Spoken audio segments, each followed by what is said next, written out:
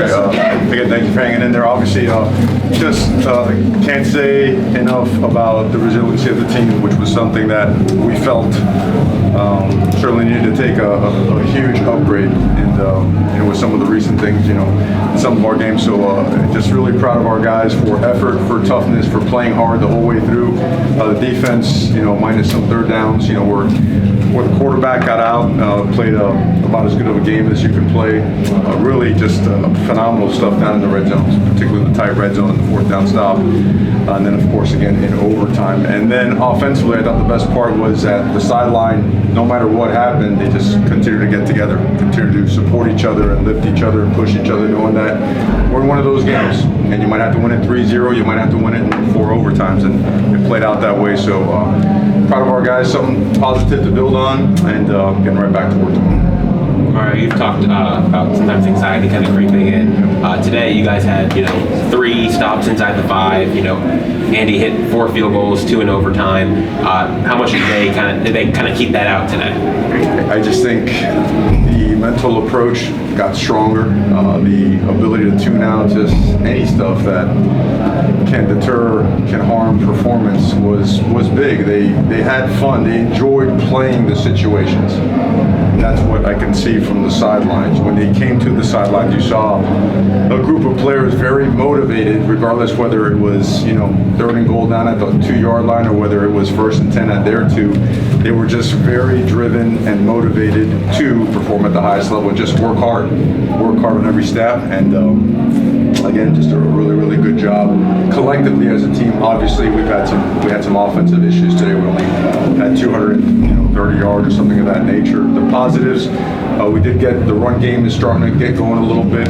Particularly Henry Parrish, at over 100 yards, and I thought we were close on some other ones. So popping some big ones. Had a missed block on one, had a penalty on another one. We felt we had the right look that we wanted, but the passing game we had some issues. Proud of Jake. I thought Jake, he worked his butt off the entire game and had some good moments, had some other tough ones, but you saw at the end of the game, ball's in his hands and he finds a way to get in there and make a play. So again, really proud of him as well, and found a way to get to 1-0. That had to be an amazing moment when they were all nodding Jake, because it was a tough It is till they tell you it's being reviewed, right? And then you got to sit there and wait for it. I've been on the opposite end of that a couple of times. So, but I think again, it's a lot of things showed up in a positive manner. Some things also that did not show up in a positive manner. We got to get right back to work. What were some of the issues that you saw? I know you got to watch film and everything, but what were some of the things you saw from the sideline that held you guys back on offense? We had a couple shots where we didn't connect, and it was there. It was designed well. We ran open. We had a chance to make it. I think one time it was overthrown. Another time we just missed. And then a couple other times we're just out of sync. We're out of phase. So obviously some of those things. They look good during the week. They look good during others. Other things did show up a little bit better than the passing game did. So obviously we just got to get back. A couple things. One, Tyler, what's his status now, as far as you know? He's getting better and better. I hate to comment on that, right? And then all of a sudden have to give you a different story in a couple of days. So I know that, like all the other guys, of that character, that DNA, he's doing everything possible to get back as soon as he can. But he is working, and he is getting closer and closer, so we'll see where he's at as the week goes on. And the other thing is Andres Borregales. Talk about him a little bit. Wow. He does it in practice all the time. Actually on Wednesdays and Thursdays, on Tuesdays and Wednesdays when we do 2-minute, we make the kick line to 36, 37-yard line, and he kicks 52 and 53 yarders. So he's unfazed, even before halftime with the double freeze and whatnot that went on. So no, this was one of those. Ironically, we said, hey, we might have to win some games 54, 55, and some 3-0, and it almost played out that way. How much did this game help those guys going forward? Is this kind of, in a way, a turning point? I know it wasn't the prettiest game, but, could this... I think every team needs something like this. No one enjoys the anxiety that takes over, right? When you go through a tight game like that. But quite honestly, I think our guys enjoyed it. I know our coaches really enjoyed the competitive nature of this particular game. And I think every every team can really benefit and learn a lot from a game like this on either side, on both sides, because you're so close. You're a tip ball away, right? You're a missed block away. You're a penalty away, and it increases everybody's awareness of the value of each and every snap. Every single snap is like gold, and you can't waste any of them, especially in conference play, especially in conference divisional play. So, really important. How big was it getting Xavier Restrepo back today? Well, he was on a pitch count, but you saw him right away. Impact guy. I mean, we've missed that guy now. Let's call him what it is. That guy really generates enthusiasm, momentum, energy, leadership, and of course performance. That guy, he's a special one. So to have him back and everything, all systems going forward from here. So really happy to have him back. And we talked about the offense, but the defense obviously played out of their mind today. 5 sacks, 11 tackles for loss. I think Leonard Miller had 1.5 sacks off the top of my head. Especially the pass rush. What did they do so well for that?